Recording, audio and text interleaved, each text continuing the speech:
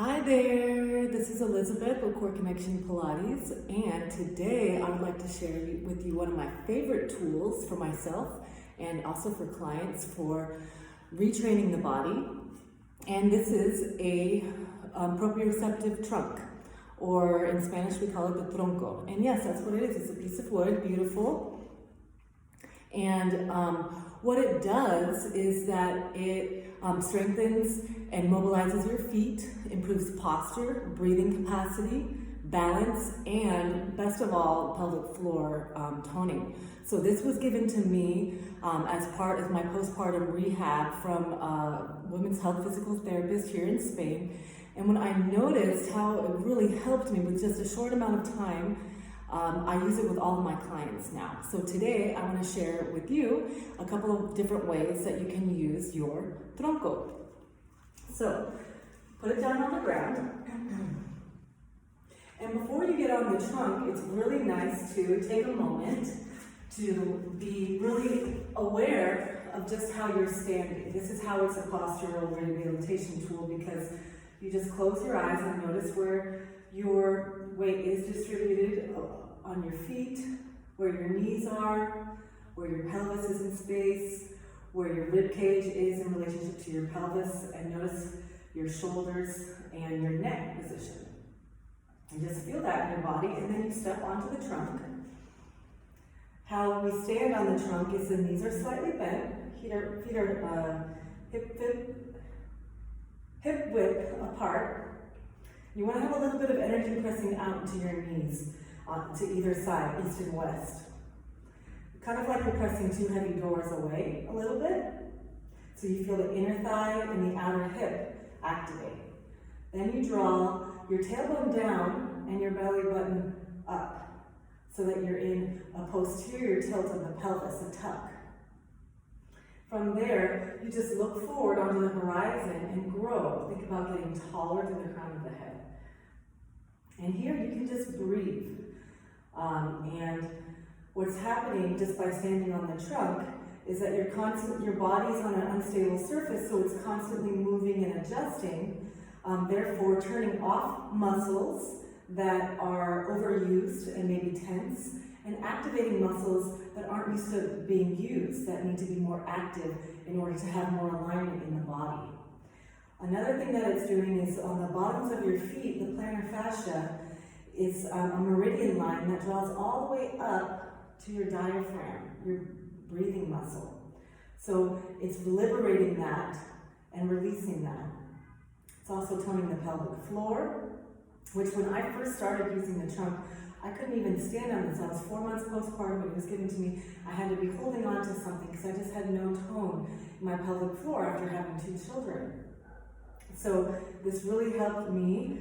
I would stand here and have my cup of coffee for about 5 minutes a day. It's recommended to use it for 20 minutes a day. We'll work up to using it 20 minutes a day. But I just didn't have that amount of time, but I noticed I received a really good benefit from just doing 5 minutes a day.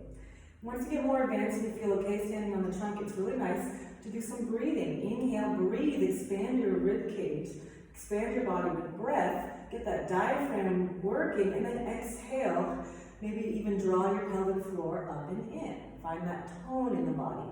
Keep going along. Inhale and exhale.